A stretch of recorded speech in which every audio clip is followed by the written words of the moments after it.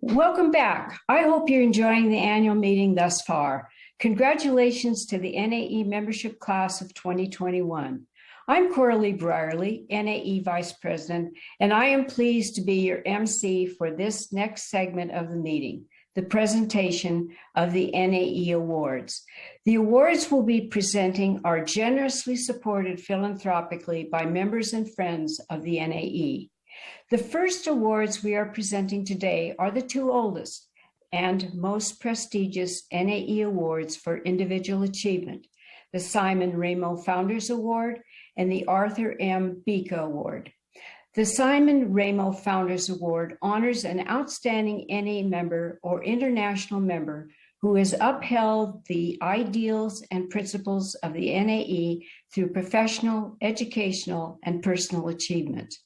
The Founders Award was established in 1965 and renamed in 2012 and endowed by the Keck Foundation in honor of one of the NAE's 25 founding members, Simon Ramo, on the occasion of his 100th birthday.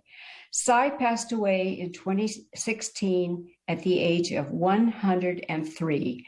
The Arthur M. Bika Award recognizes an engineer who has been actively involved in determining U.S. science and technology policy, promoting technological development, and contributing to the enhancement of relations between industry, government, and academia. Dr. Bika was a senior vice president for corporate technology at General Electric and a member of the NAE Council who spoke out for the advancement of engineering and technology.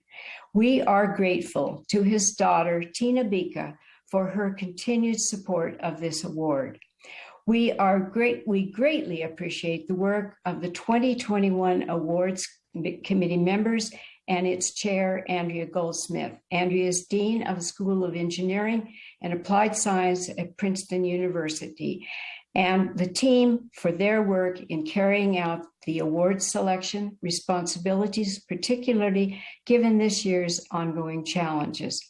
Now it gives me great pleasure to announce the recipient of this year's Simon Ramo Founders Award, Dr. William A. Wulf, who is being recognized for outstanding accomplishments in academia, government and industry, and reinvention of NAE to serve the nation and engineering profession after a period of organizational turmoil.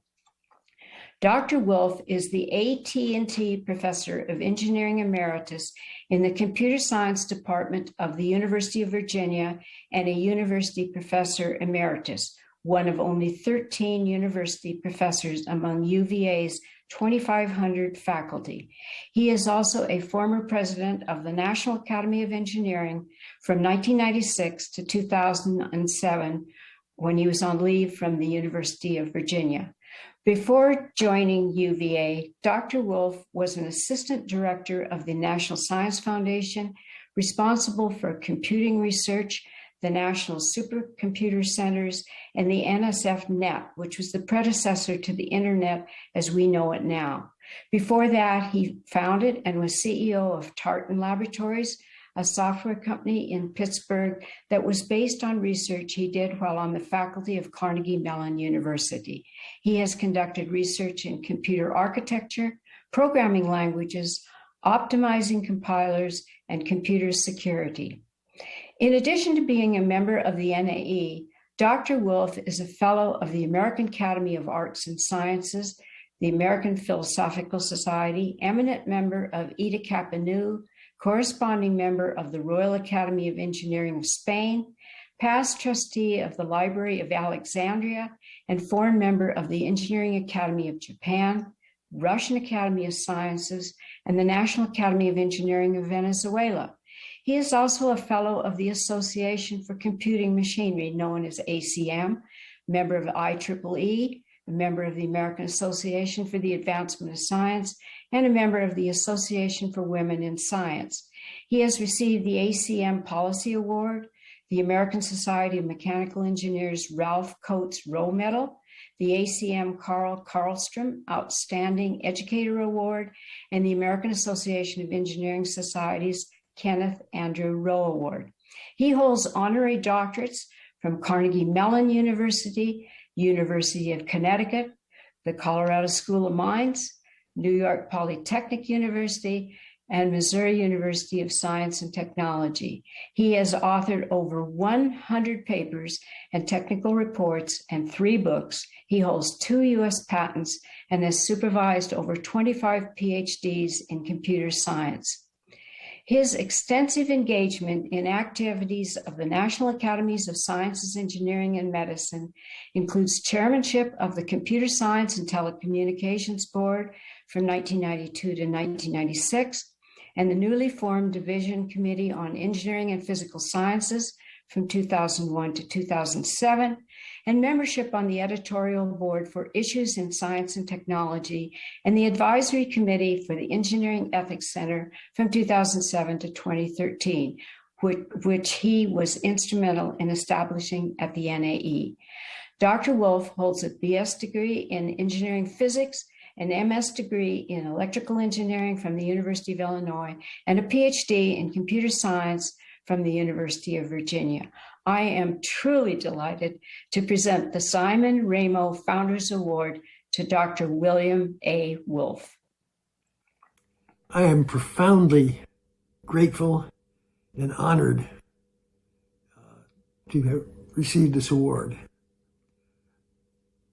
Although the award is to me, you should recognize that I owe a deep set of gratitude to those who worked with me, my colleagues at the university, my graduate students, the companies, and the people in those companies that hired me. All of these people are a part of everything I've done. I want to offer a special thanks as well to the selection committee, the people who picked me for this award. I know I've been where you are now. I've been on the selection committee, and I know how hard work it is. So thank you, thank you, thank you, thank you. Again, to all of you, thank you very much. I am profoundly honored. Congratulations, Bill. We are absolutely delighted for you. Next, I am very pleased to announce Dr. John P. Holdren as the 2021 recipient of the Arthur M. Beeke Award for National and International Leadership in Policy Making for Arms Control, Nuclear Weapons Security, Energy Resources for Sustainable Development, and Efforts to Address Climate Change.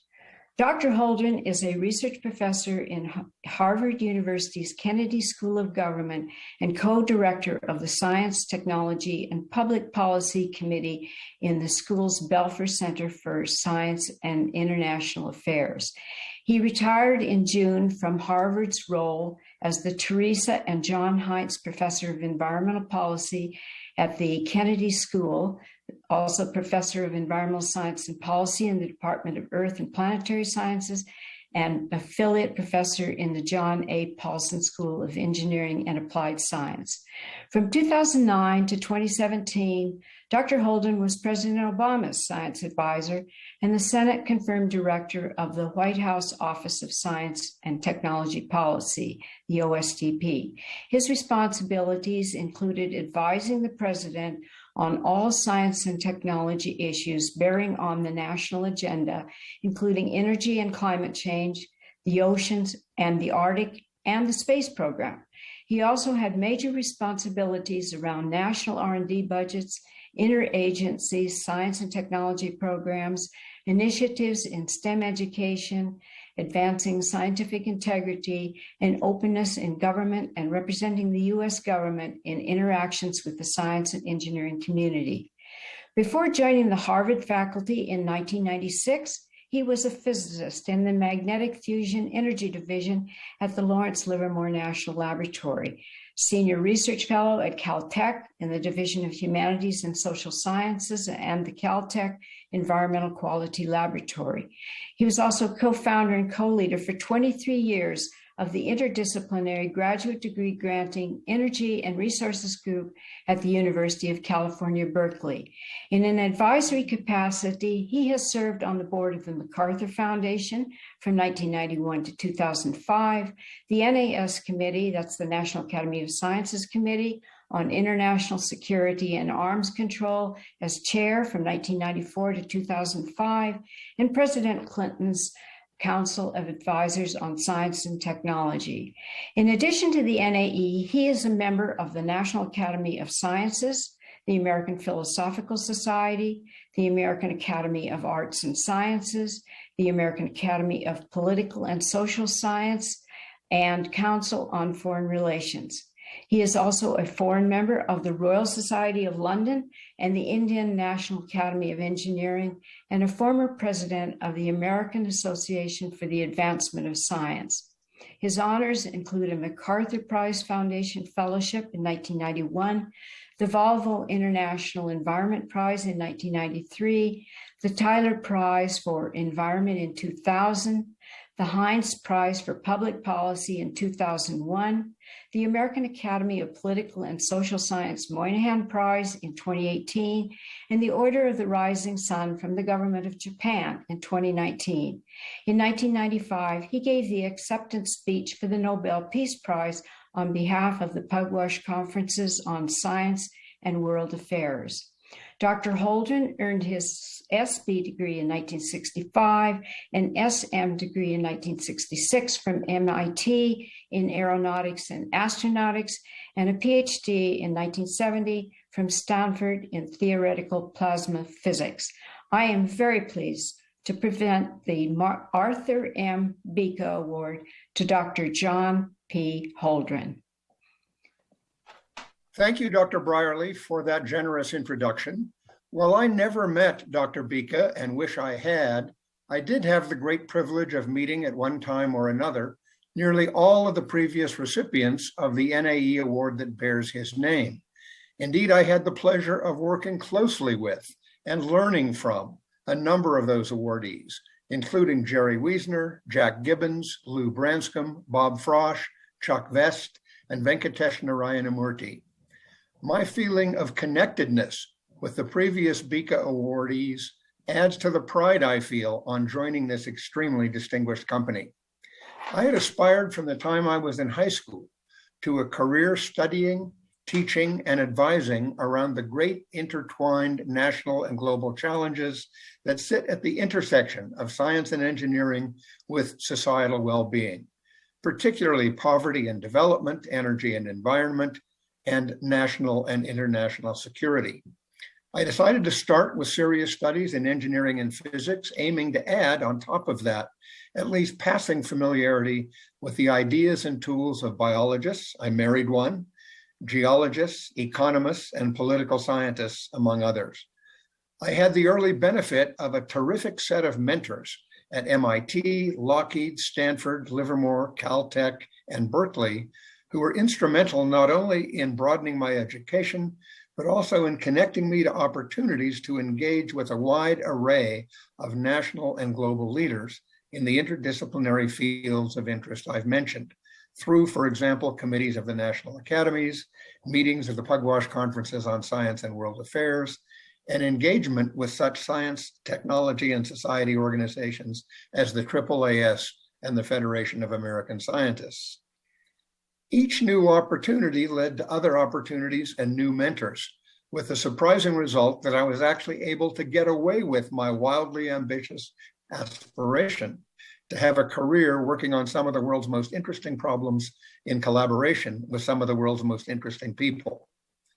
Since leaving my position as President Obama's Assistant for Science and Technology at the end of his second term, I've been working on a book about what I've learned in that now 5-decade-long career. In my brief remarks here, I will mention just 4 key points that will be in the book. First, to understand and then to address successfully challenges such as climate change, the needed clean energy transition, COVID-19 and the epidemic still to come, and managing the risks of nuclear weapons requires both interdisciplinary integrators and people with deep specialized expertise in a number of natural science, social science, and engineering disciplines. We need to manage our nation's educational system and our reward system to ensure that we encourage, train, and productively engage plenty of both. And while we're at it, teach them to work together. Second, we need to lift our game in STEM education nationally, not simply to train the disciplinary and interdisciplinary science and technology experts we need to tackle so many of the biggest societal challenges, but also to produce the tech-savvy workers that this century's jobs require and the science and technology-savvy citizenry that a democracy needs in order to function in an era when more and more of the decisions facing elected leaders have significant science and technology content. Third, the needed new thrust in STEM education must include an expanded effort to inspire and nurture the participation of groups historically underrepresented in STEM fields, including most notably women, people of color, Hispanics, and Native Americans. That underrepresentation is especially acute, I hardly need to mention here, in engineering. As President Obama was fond of saying in this connection, you can't win the game with half the players on the bench. Fourth, as so much recent experience has demonstrated, the needed degree of success in science and engineering applied to national and global needs requires partnerships. Not only, as I've already stressed, partnerships across disciplines, but also partnerships across government, academia, business, and NGOs, and where appropriate, partnerships among nations. Notwithstanding all the factors that understandably divide countries across the world, and today particularly divide the United States and China and the United States and Russia, there are science and engineering heavy issues where bilateral and multilateral collaboration is so much in our national interest, as well as in the national interest of our partners, that we should strive to maintain such collaboration despite nearly all other differences. In my view, the issues where international collaboration is essential include climate change, pandemic disease, threats to the ocean and the Arctic, nuclear reactor safety, some aspects of space exploration, and minimizing the risks from nuclear weapons and nuclear explosive materials. Finally, in closing, let me thank the National Academy of Engineering and the Bika family for the honor of this award, and thank all of you here for your attention. Congratulations, John, and thank you for your presentation. That concludes our presentation of this year's Simon Ramo Founders Award and Arthur M. Bika Award. You can read the winners' full biographies on the awards website at www.nae.edu/awards. Again, congratulations to Bill Wulf and John Holdren, and thank you for joining us today for this awards ceremony.